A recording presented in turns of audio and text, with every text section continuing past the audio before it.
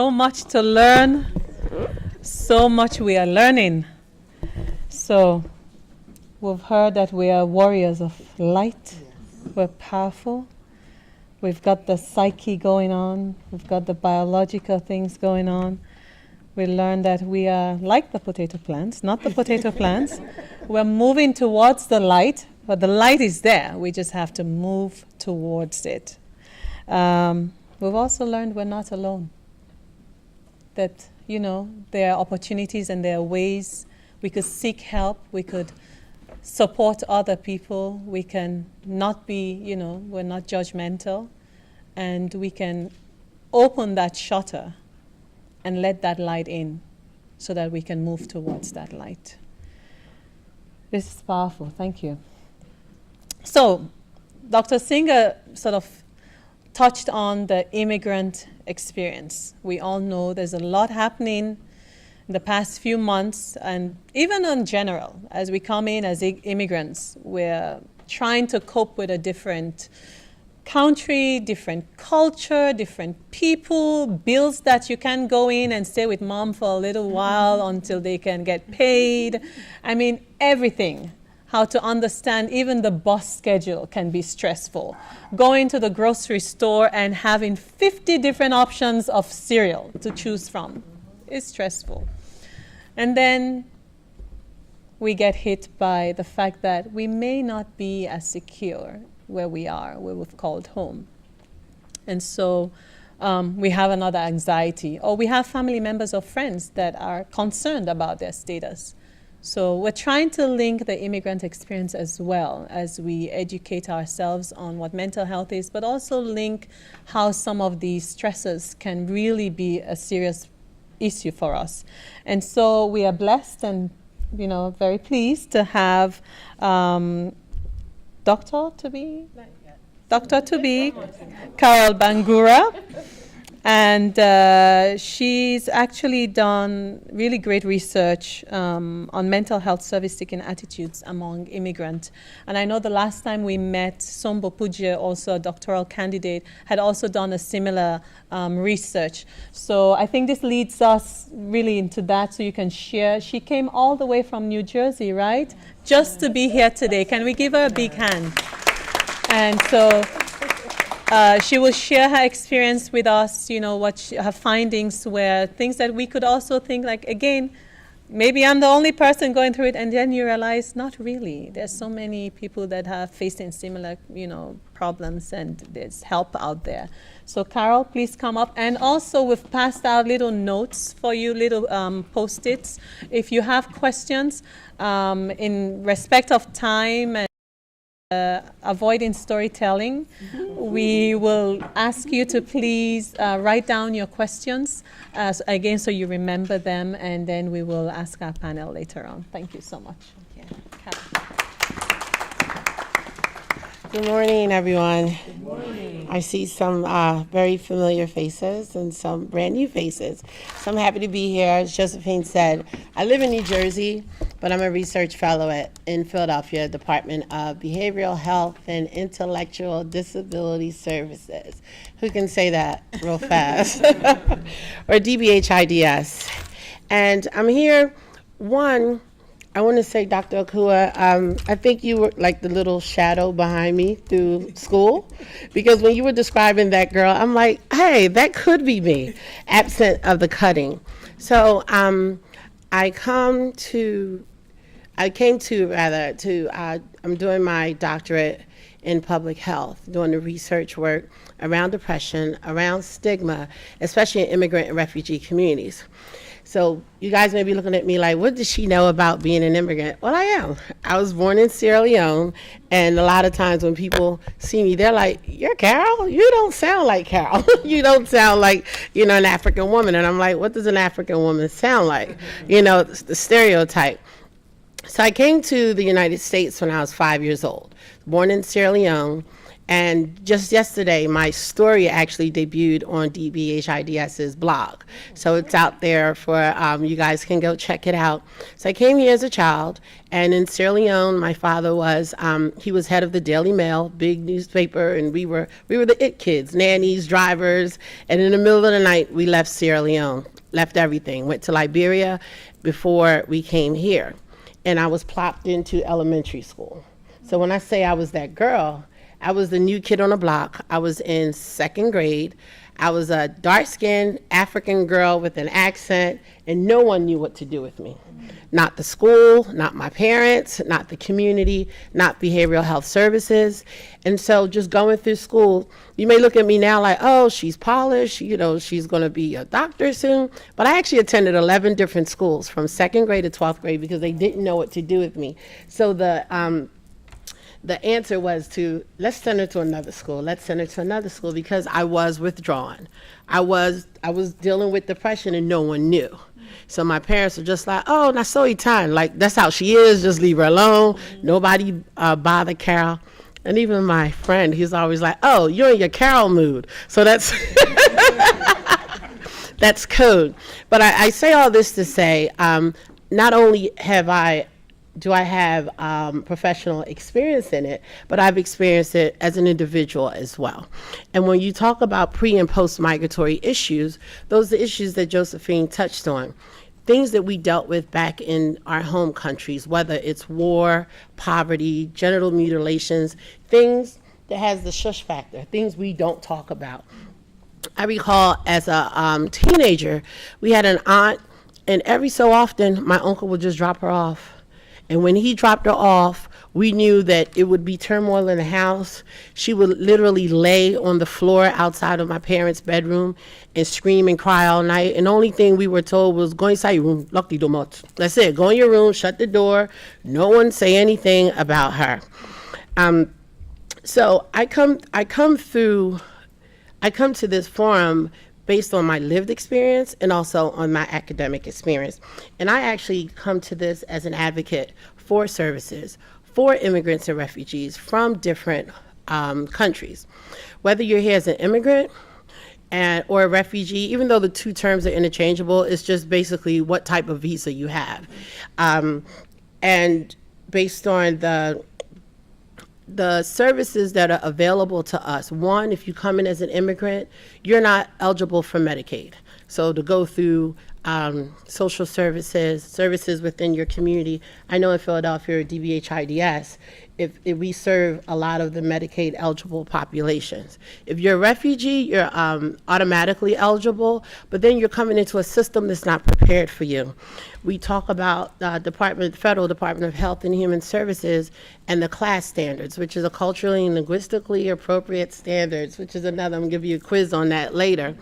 But that's just a short way of saying meet people at their point of need. As you guys can attest to, when you have patients that are coming in with they may have multiple issues going on, how do you separate fact from fiction? How do you separate reality from culture?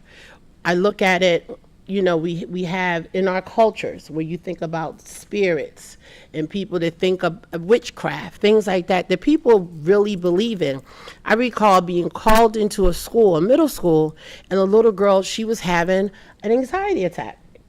She was from Liberia, and she believed that she was being witched. The school staff, because a lot of times they don't know that I'm not from Sierra Leone, and they were laughing. Oh, go in there with her. She's saying something about chickens and blood and going. The family wanted to take her back to Liberia, to take her to the bush, you know, to have a doctor, Mercy Man, wash her. I understood this as a professional. But it was the staff was laughing because they just couldn't, oh, you're going to put the roots on me. And I'm like, no, it's real for some people. So when you talk about culturally and linguistically appropriate services, providers should have that understanding. And then there's another issue of language. Everyone does not come to America and speak English. And even with us from Anglophone speaking countries, even though we speak some sort of English, it's not actual English. I know when I'm in Sierra Leone and I'm speaking, my mom's like, whoa, wait, if I go to the market, she's like, don't say anything because they're going to double the price. Yes. Don't let me do all the talking. Because I'm like, hey, mom, no, shh. And then especially with our counterparts, and I'm talking from the African and Caribbean countries now, from Francophone speaking countries. They come in, the children, my focus is on children. I mean, yes, I'm looking at public health as a global epidemic. WHO says by the year 2020, it'll be the second leading cause of disability, and by 2040, the first cause of disability in the United States. That's millions of people you're walking around. But when you look at it from the aspect of children, they're vulnerable. And it's like, who's fighting for them? When you're told when a child comes with an accent, and they're plopped into a classroom, no one understands them. And you go home and you try to explain to your mom and dad, and they're just like, shh, that's how those Americans are. You're like, wait a minute, I'm American now. You can't always dismiss it because they develop symptoms.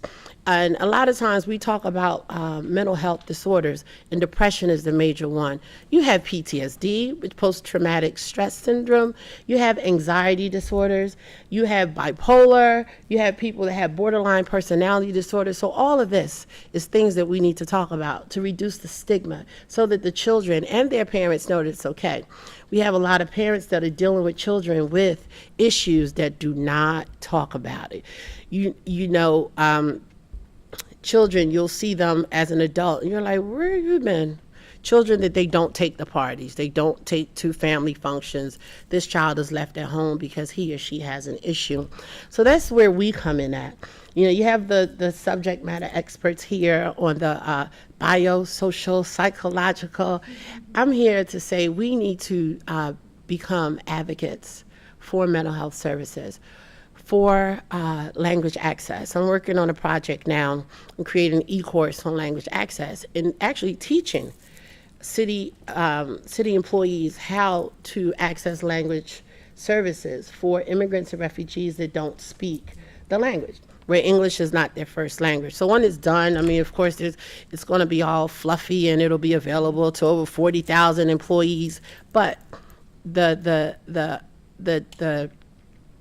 basic of language access is who's actually going to implement it. When people come in for services, are they going to say, oh, we don't understand what you're saying? I did a test and I called and I'm like, hi, I have someone that speaks Creole, and they're like, what's that? And I'm like, okay, how do you access language services? And the guy's like, hold on. And after 8 or 9 minutes, he's like, sorry, I don't have the code. Okay, well, that's part of integrating immigrants and refugees into the systems of care. How do we get them equal access to care?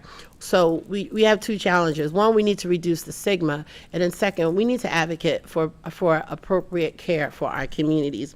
And I think that's it, because I want to give my final panelist opportunity to talk.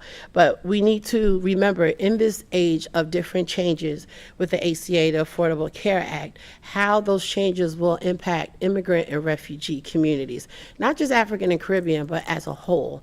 What services will be cut in terms of behavioral health, and how do we advocate for more services, and to get us into the system of care through, because there's Title I, there's different types of programs out there if you have that designation. But what happens in immigrant and refugee communities, the data is lacking because we're coupled in with African Americans. So there's no way to separate the data to say, oh, this one speaks this language, this one speaks that. So it's all a whole. It's kind of like everyone's lumped in together, and everyone isn't.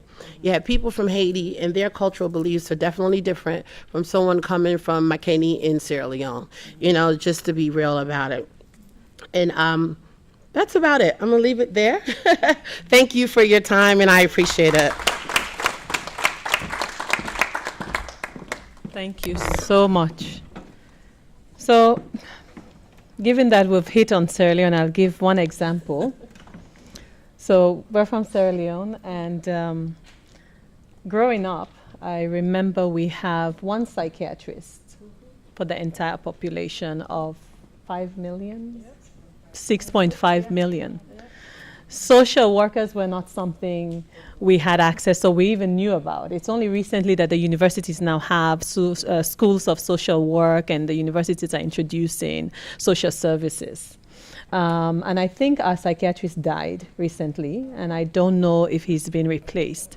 Having a mental health issue meant the family either kicks you out where you're on the street and then you're vulnerable to gender-based violence, poverty, going door to door, seeking, help from anybody, sleeping on the streets. Or it means if you get to be admitted at the one psychiatric hospital, you get chained. Yes. And they will beat you because you're misbehaving and you just can't be quiet. Or if there is medication, they will either overdose you so that you're just really, really, really quiet. If you have a problem, you talk to your family members. If they can help you, fine. If they can, they say, oh, just suck it up and grow up. Yeah. Just be patient and deal with it. Be a woman, be a man. How can a man cry over something like this? So this is the kind of issues we're dealing with.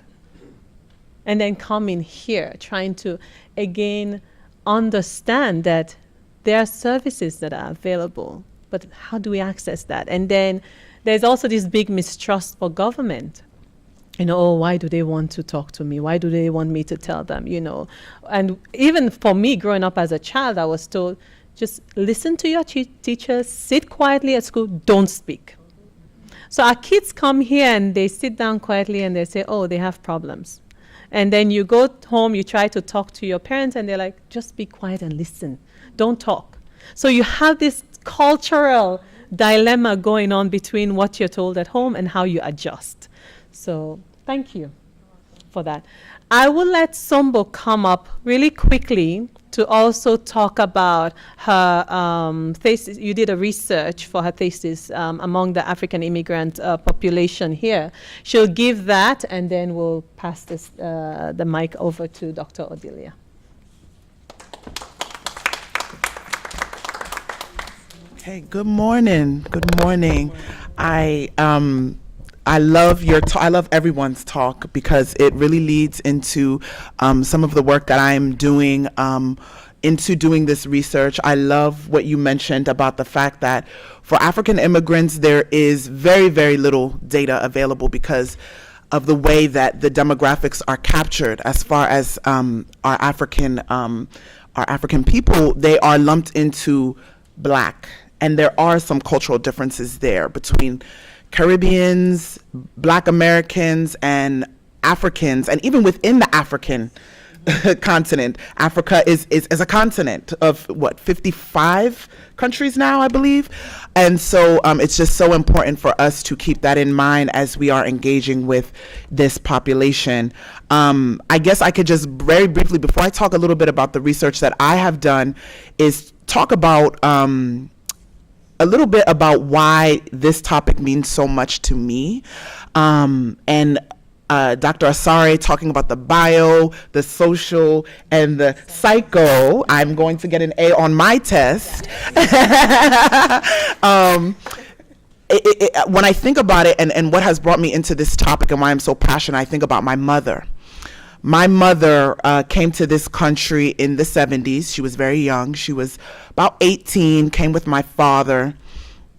And when we're talking about that cycle and the personality things within the African community, a lot of times these personality things, these personality issues, a lot of things that can be early signs of some mental health issues are kind of just, oh, that's her personality. That's just how she is. Oh, she just talks to herself sometimes. Or, oh, she's just, her moods just shift here and there.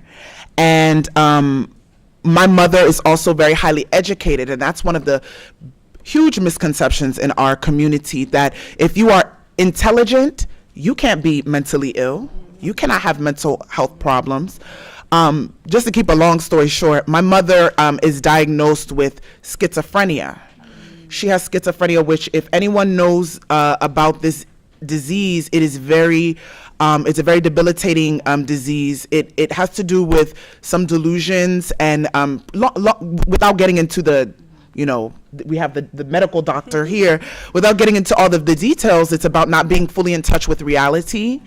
And so even though she is a very intelligent woman, she also has these beliefs and thoughts of things that are happening in her life. And I have learned very much with my family, and just seeing a lot of the stigma, the misconceptions of what it means for her to be ill. She cannot be ill. She has her PhD. But my mother has been homeless. My mother has been ostracized by a lot of our family, but I do believe that there is hope. I see hope in this room. I see hope in the fact that we are getting more awareness. We are getting more education around this issue of mental health. However, we also cannot separate out the cultural beliefs, the spiritual beliefs, and all of these things that are so integral to our African culture when also dealing with some of these more medical and scientific topics at hand. So one of the themes that I'm seeing with our conversation is light, which is wonderful because I'm seeing the light at the end of the tunnel of my doctoral education. Yes. The light is there. I see it. My goal is to graduate by the end of this year, so in the fall semester. So right now I am pursuing my doctorate in public health, so my DRPH as well. And what I'm looking at, I'm examining African immigrants' attitudes towards seeking mental health services. And because of the issue around data and the fact that a lot of the data is not collected to reflect Africans specifically, I'm doing my own primary data collection. And so it is a major undertaking, and AAAG and so many in this room have directly helped me with gathering this information and sending out notices and things of that sort. So the first stage of my research was to actually pass out surveys and to gather information from African immigrants about not only their demographics, their context of their immigration, but also looking at what their attitudes are towards seeking mental health services, along with their history of seeking mental health services, and then also looking at their acculturation. And so when we think about acculturation, we think about how assimilated into American society individuals are, but then also looking at how well they are holding on to their identity as Africans. What is out there and what is known for about Africans. Africans are a group of immigrants that have a model of acculturation that is known as integration. They're integrated. So what that means is that they hold fast to, they hold on to their African identity, but they also assimilate into American culture, and that's known as biculturalism. So they hold on to both. Whereas there's some groups that completely reject American culture and hold fast to their own, and there are some that completely reject their own and completely adopt. Then there's some that just reject everything. They want to just do their own thing. Okay, and that's known as marginalization. But Africans hold on to their culture and also assimilate into American culture. And so there are a lot of ramifications that come with that as far as how we talk about mental health in this community. I can give you just a few of the statistics that I found through my survey. I'm also looking into seeing if there's some regional differences, if there's some differences based on how long individuals have been in the country. So that will be maybe when we do no longer a Taboo 3 or 4, maybe I'll have that data available. But what we have found, some of the things that let me just talk about a couple things that I found really interesting. With the population, the African immigrants in this DC, Maryland, Virginia area, what I found in at least my survey, and I surveyed nearly 400 individuals, is that nearly 70% work full-time and another 15% part-time. So we're talking about almost 85% of this community that are working full or part-time. Further, education levels are very high. So about 61% of the respondents had a bachelor's, master's, doctoral, or professional degree. However, the incomes are not matching with these statistics. And what we're finding is that the average income among our people is a lot below the median average for this area. We know that DC, Maryland, Virginia is very expensive. And one thing that I want to actually explore and look into maybe in future research is to see how does that impact mental health? That frustration that you are employed, you are highly educated. African immigrants are the highest educated immigrant group in this country, but yet your incomes aren't matching. So what's going on here? How does that impact one's ability to function, stress levels? We're talking about how the social impacts, maybe some predispositions that you have for certain mental health issues. What I also found was that about 20% of people have sought psychological services in the past, and many do have access. And there actually is a need as well. There's about 17% that say that they need psychological services. However, there are some negative attitudes that are out there towards seeking mental health services. So for those who thought about whether being counseled, if it carries shame, there was actually about 50% that did believe that it did carry some shame to be counseled, to go to a professional for help. It was the same. It was about half and half, that half would feel uneasy going to a counselor because of what others would think. But what I found in some of my other questions was that when they were asked about going to a counselor if it would help their family member, that the stigma went down just a little bit. So we're talking about, this is that cultural piece again, where groups, family, community, it matters a lot. And individuals actually had less stigma when it was related to mental health services, when it would benefit their family versus themselves. So to not kind of like go into too much detail, because I'm hoping to have all of this information really analyzed and be able to be put in a way that everyone can absorb very easily. I'll definitely, I don't want to go into too much detail, but in addition to my surveys, I'm also following up my research with focus groups. So I'm doing a focus group in DC, one in Virginia, and another in Maryland. And so far, I've done one focus group in Virginia, and I have a couple more, the other two scheduled. But what I'm finding is some very interesting perspectives in our community.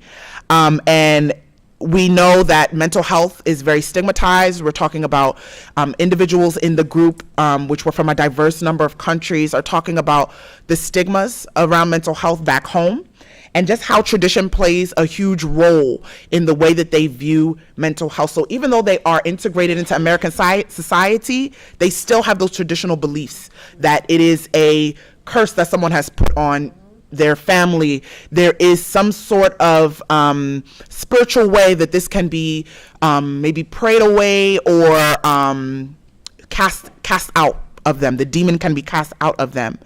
And another thing that I saw that was related to stigma is that the Africans that were in my focus group believed that they would rather receive their services from non-Africans.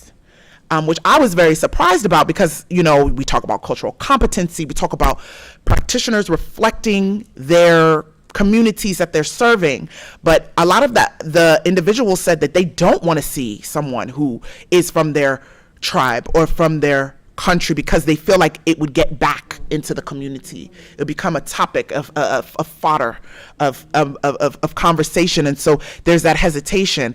And so I definitely hope to continue to dig into that in my remaining focus groups, and looking at those themes and seeing where these areas of significance lie, because I not only believe that our people can benefit from this awareness and education, but practitioners, the professionals can also gain, just like that, what was being said, just knowing that these cultural and traditional views are very, very influential in the way that Africans view mental health. So I'll just leave it there. And thank you so much for your time and attention. Thank you so much, Sumbu. All right. So I will introduce you to Dr. Odi Craybill. And she has her own practice, expressive trauma integration. And she works with responding to stress and trauma with individuals and communities. She has worked as a consultant, a trauma specialist, and expressive therapist for the UN NGOs across the world. So she's worked in Asia, in the Middle East, in Africa, in Europe, and she's a Fulbright scholar, and she will come and talk to us about responding to stress and trauma. Thank you. Hi, everyone. Before I start, let's stand up for a minute. We need to stretch, right? I would encourage you to turn around, smile to someone, say hi. Hello. You need to have a YouTube channel. You really do. You really do. You revolutionize mental health. Thank you. All right. Take a breath. Deep breath in, so our brain can have some reception of what I'm about to say. And we can sit down. My name is Odelia. It in Hebrew means I thank you, God. I have lived in several places before I came to live in this country. And I wanted to say many things that my very nice peers have just spoken about. So I'm going to focus on stress and how we respond to stress, what is stress, and how stress affects us. So there are many different kinds of stress. Stress is a kind of a spectrum. And on one side of the spectrum, there is what we call eustress, which is fun stress. Remember before we go on our first date, how excited we are? Or before we're going on a roller coaster, so we're excited. So that's eustress. That's the kind of stress that we want to go back to, or we want to accumulate. But then at some point, stress becomes distress. When it starts to become tingly, and I have a shortage of breath, or some people have the runs, or the opposite, or we just become very edgy. So this is a sense of distress, and all of us have it, and we have it from different things, and we have different triggers in our lives. The thing about life is that when we are experiencing many kinds of distresses, it becomes accumulative. So let's think about a sponge. Our body is like a sponge. Everything that we are experiencing in life is like a sponge. I mean, we are like a sponge, so we accumulate things, and we accumulate and accumulate and accumulate. We accumulate wonderful experiences that makes us stronger, but we also accumulate stressors. And at some point, just like a sponge, we can't absorb anymore, and we need to start discharging. We need to squeeze, so we are able to charge more experiences and more eustress kind of stress in our lives, right? The more fun stuff. So when we don't do that, this is when we start experiencing all kinds of symptoms that my colleagues have spoken about. Some people shut down and become more calm, quiet, introverts. They don't talk much. They get what we sad, and also it's a spectrum. It starts with sadness, and at some point, if we don't treat it, it becomes depression, etc. Some people become more edgy, and we can concentrate. We can sit still. Some people can't show empathy. They see a lot of pain, but they cannot reach out to their emotions anymore because it's too painful. All of us experience these feelings all the time, depending on our life circumstances. So when we are not finding the tools to squeeze the sponge, to find a way to squeeze the sponge, then we also can get sick. physically sick. We don't sleep well. We can't concentrate.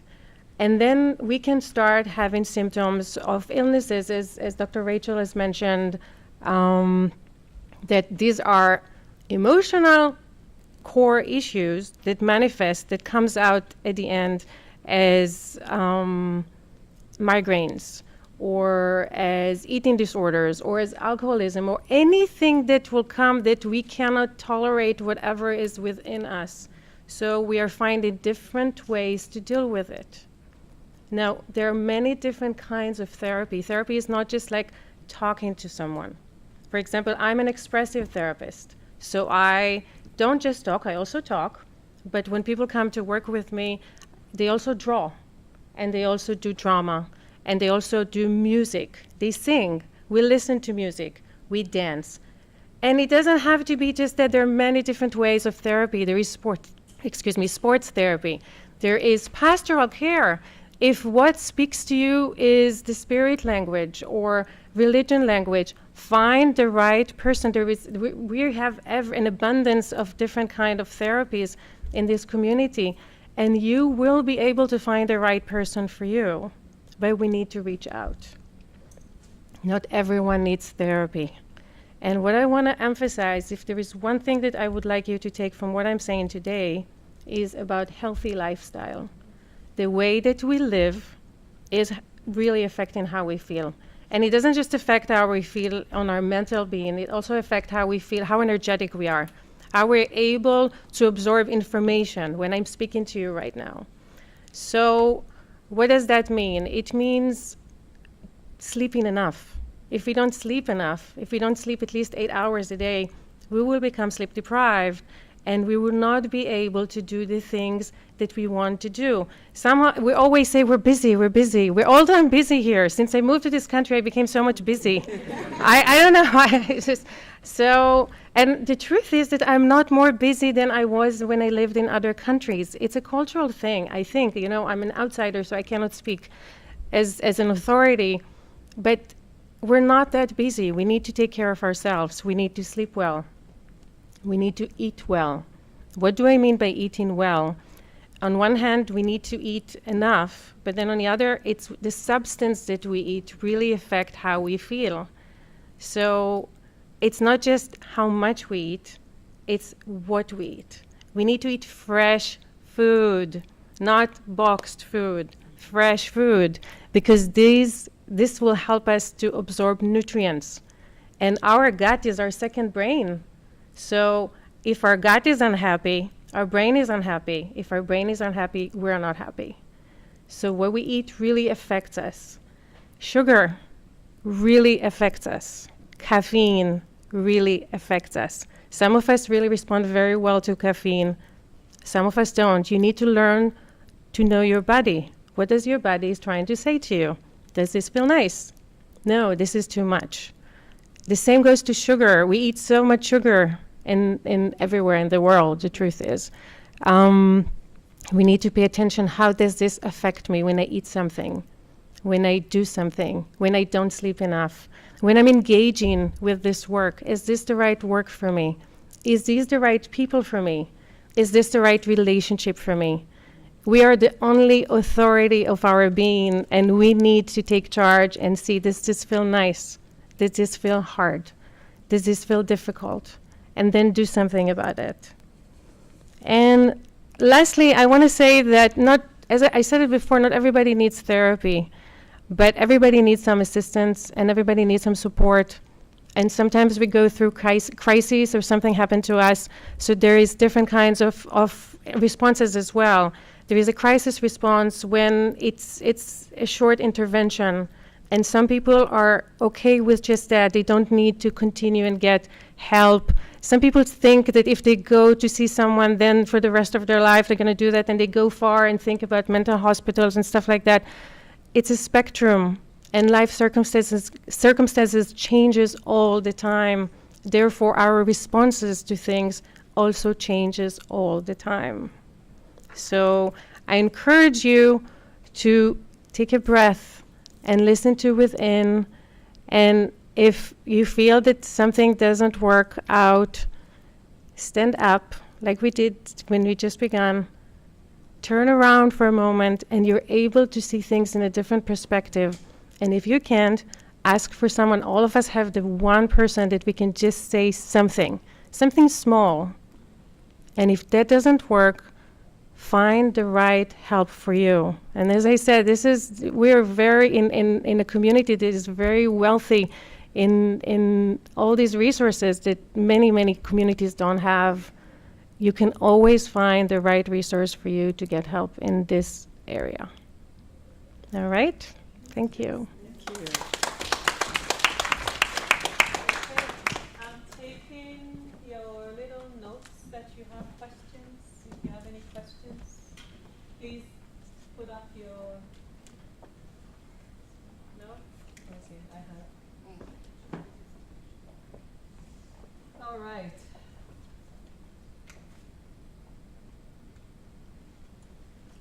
Okay. All right. First question, let me move to the mic. Should mental health be considered a national security interest under the global security agenda for all nations globally? Definitely. It's a public health issue. Anybody wants to speak about it a little bit? Everybody says yes. I mean, I would just, I'm not a global security expert, but I would say yes, because it's a public health issue. I believe over like 40 million people suffer from mental health. And if you can see, when things happen, especially crime, what I do is look at what's the background of the person. Is there, I go around diagnosing people, like, are there existing PTSD, existing issues in their past that would have provoked them to react this way? So I would definitely venture out and say yes. Okay, so we also talk about global disease burden and we talk about disability. So you have a world of experience. Maybe you want to touch on that, Odelia, a little bit in terms of your work globally. The way we feel really affects us, and it affects everything of our being. So if the community is exposed to war and everyone are feeling insecure all the time, it will affect every part of the community. It will affect how people are able to fight in a combat. It will affect how people are able to function at work. It will affect how teachers are able to teach in classrooms, and it will affect students how they are responding to the classroom environment. So the way we feel really affects everything that we're doing on an ongoing basis. If we take under consideration, if we do address it as a national security issue, then we are putting this in the table, in the cake that we're addressing. It's not just about security, but it's about also our well-being, right? At least in my view. And I, go ahead. There are over 350 million individuals in this world who are diagnosed with a mental illness. And when I say diagnosed, I mean that actually they have gone and seen somebody, right? 350 million. But there's an expanse of individuals who have not been seen, who nobody knows that they have a mental illness. So when we're talking about, as you were saying, about security, I mean, if you look at, for instance, what's happening in northern Nigeria with Boko Haram, right? And you look at some of the factors that led to the development of these, parts of the north have felt that they weren't really looked at and appreciated by the government. And when you don't have the help that you need, you turn to someone who will give you help. And so if your mental health is such that, you know, you're stressed, you know what's going on, there's no food, there's no water, the basic resources you should be getting, you're gonna turn to who can help you. So this is a way in which your mental health, your physical health, your financial health can also affect who you turn to for help and who can give you that help. And in my research, when it comes to cults and sex and gangs and things of that nature, it's always the people who feel they have no one, they have no family, they have nowhere to go, that will often be and can be, that can be very enticing for them because that provides a place of shelter. So this all, I think, is part of it. Okay, thank you. We've spoken about the opioid epidemic that's happening. We hear about it all the time. The question is mental health linked to the current opioid pandemic? Okay, so let me say this. When we say mental health and mental illness, it encompasses a wide variety of things. Okay, so I look at it. One of my attendings taught it to me as the balloons. Okay, imagine you're holding a set of balloons. One balloon says mood disorder, and that's your depression, your anxiety, your like bipolarity, things that we kind of throw around. One is your another balloon says your psychotic disorders. So schizophrenia, schizotypal, anything that has a psychotic element to it is there. Another one is going to be your no, go ahead. Another one is going to be your substance abuse addiction. So substance abuse is part of the mental health spectrum. We treat that. Another balloon is going to be your aging, what we call the cognitive disorders, the dementia. So I treat dementia as well. And there's another area that has to do with personality disorders, which is a whole nother area in and of itself. And there is another balloon has to do with child disorders, like basically things, the autism spectrum and things of that nature. So please note that when I say mental health and mental illness, all of these balloons fall under that. So opioids, cocaine, heroin, that is mental health, that is mental illness. You can also have you can have co-occurring disorders as well. So someone can be schizophrenic and then have a drug dependency as well. So that just complicates it. I wanted to mention something about addictions in general. From a perspective from trauma perspective, every person that is a drug or as a substance abuse is trying to numb something. What do we do when things are so difficult? We're trying to find an outlet, something to feel a little better, to shove it down, to shove something on it so we don't need to feel the enormous amount of pain that is there. And this is a transgenerational thing, not just a genetic aspect, but when there is no family function in one family, then there's probably not going to be family function in the family that's going to come after that and after that and after that, because there's no modeling. It doesn't mean that it always needs to be like that. We can change it. We can do therapy. We need to do structural and social interventions. But what I'm saying that it is a mental health issue. It definitely is. It has to be, the mental aspects and what is trying to be avoided has to be addressed, not just the actual substance. And for kids, it's real because part of this was supposed to be for adolescents and their children. It's really important to understand why kids start to use anything, right? There are a variety of reasons. One, which a lot of people don't realize is they think that the kid who's very academic, who's very smart, and who should know better, which is kind of blame, is not going to start using anything.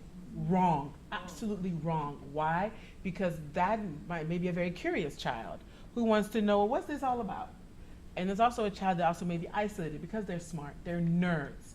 So they want to use something to help them feel like they're part of a group. They want to use something to help them feel like they can talk to other people. They want to use something because they think that it's going to decrease their inhibitions or decrease what they're going through so that they can be more open. So remember that all kinds of children will start to use substances for a variety of reasons. Thank you. All right, our next question is, I think we've answered it, but how can practitioners or organizations that have ability to work with the immigrant community break down the stigma of mental health and be able to provide services to a community that is very hard to reach? I think a lot of it is, where it gets talked about. And so I work really closely with a lot of schools, and so that teachers can be part of the team of people who can help to recognize what's going on. We do a lot of presentations with parents. So we have parents be able to start to recognize what's happening too. You know, I know some of you, I don't know all of you, I'm kind of a stranger to some of you, right? So maybe what I say doesn't feel as familiar and as comfortable as if it comes from somebody that you know. And so this is why, you know, the African Affairs Advisory Group and Josephine and Harriet, the work that you're doing is so important, because you build connections with people who you know, and maybe people bring somebody that they know, and maybe the next talk you bring somebody new who you think should come, or maybe you have the materials available and you start the conversation there. I think a lot of it is, you know, making sure that people have the right information and accurate information, so we're not spreading things that aren't true or things that are, you know, misconceptions. But also being able to have this conversation in lots of different contexts, I think is really important, and why I'm glad to be here with you all today. One of the tools that's used in Philadelphia is mental health first aid. I'm sure you're familiar with it. And my dissertation is actually on the effectiveness. So my topic is the intersectionality of race, ethnicity, and mental health. So looking at the effectiveness of mental health first aid in immigrant and refugee communities. What mental health first aid is, it actually teaches participants to go through an 8-hour instructor-led training, and you're certified at the end, and you're taught how to identify symptoms of mental health and substance abuse disorders. And then you're also taught how appropriate resources, because a lot of times we will say, oh, just do this and give advice, you know, based on our own cultural beliefs or our educational and social backgrounds. But mental health first aid, it actually teaches how to recognize illnesses and appropriate resources. So I'll be testing it out in immigrant and refugee communities, because when you talk about breaking down the stigma, and Sumba, I loved your talk, because when you talk about breaking down the stigma, it's about increasing knowledge. So once we increase the knowledge and increase exposure to mental health issues, then at that point we can start to decrease the stigma around it, and we can talk openly.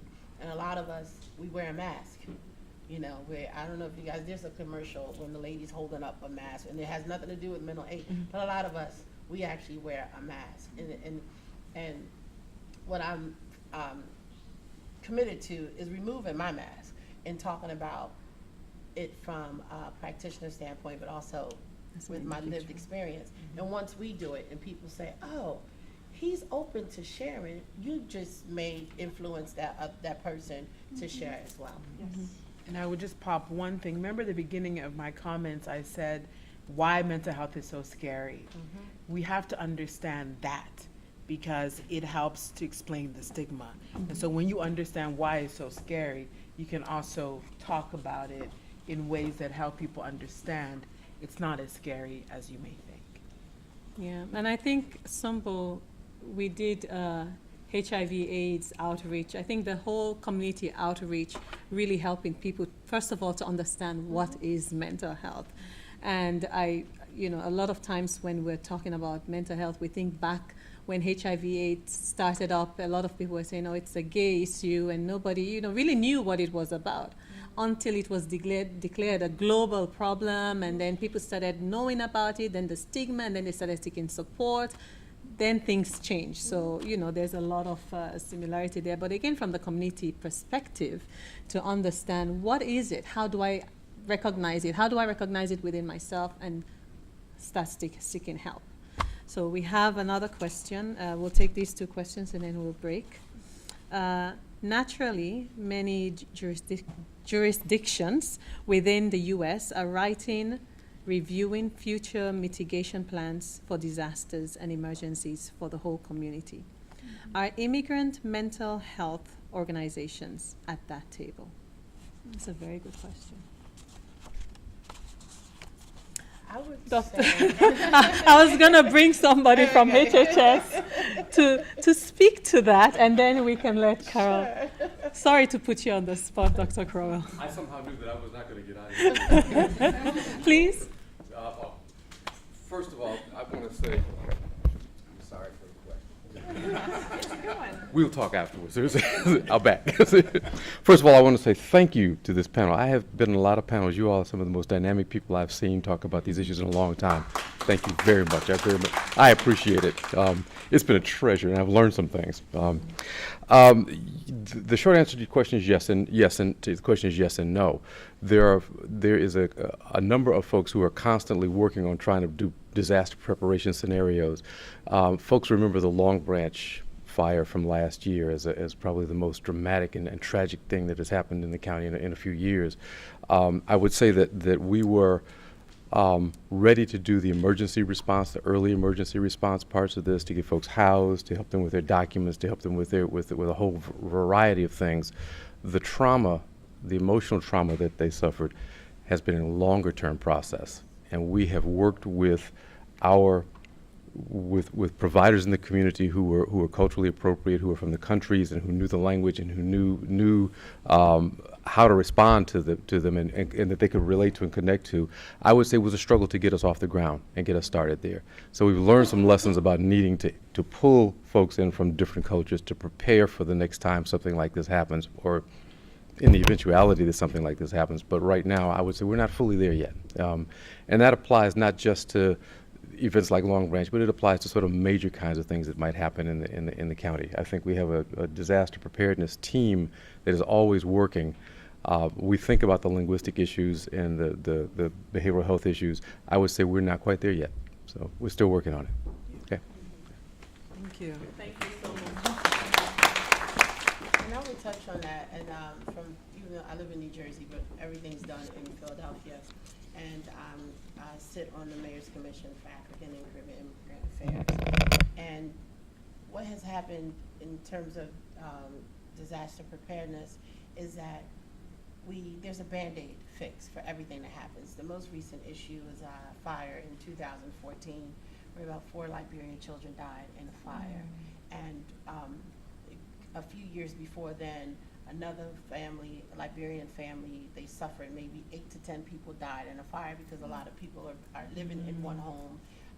In this particular case, there was a couch on the porch, and someone threw a firecracker, and it caught the whole home went.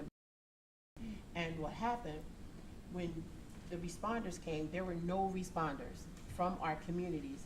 And at the time, I was working for a senator, and so they're like, Carol, can you? I'm like, one, I'm not Liberian, because that happens a lot of times. They're like, oh, you're African, don't talk to them. I'm like, I don't know that language, but understanding the culture and the comfort zone, but being there alone, the peers from the mayor's office, the response teams, and no one understood the languages.